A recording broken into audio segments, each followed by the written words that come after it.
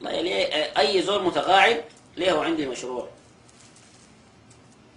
ياكل الاكتفاء ذاته، بياكل دجاج او جداد يوميا مجانا لمدة شهر. كيف؟ جدادتك في يومك مضمونة. خطة طبق بيض تحتك لمدة 30 بيضة، خطة تحتك لمدة شهر، بتفقس 20 يوم بتفقس. ربيهم، إذا فقسوا خط الطبق الثاني وربيهم، أمشي تجي بعد 3 شهور بتلقى الصيصان كبروا، تبدأ تاكل من الكبر والبيض تحتك، يعني تاكل جدادك من عرق جنيتك. ده الحاصل يا اخواننا. في ناس في غفله ما دارين ما عارفين.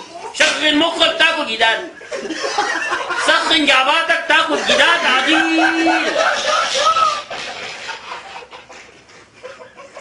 لا اخواننا متقاعدين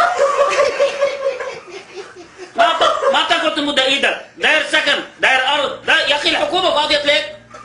يا اخي الحكومه ما فاضيه والله، عندها اشغال وعندها امور سياسيه وعندها محاربات مع السنه وشيعه وهدايه. يا اخي العالم مستهدف، المسلمين مستهدفين، السنه مستهدفين، نحن في استهداف.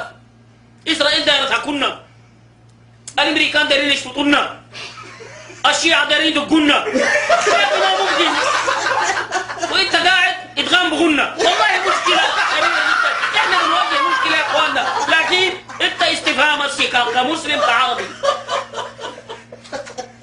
السلام ورحمه الله. والله كنت خادم حربيه ولا شيء.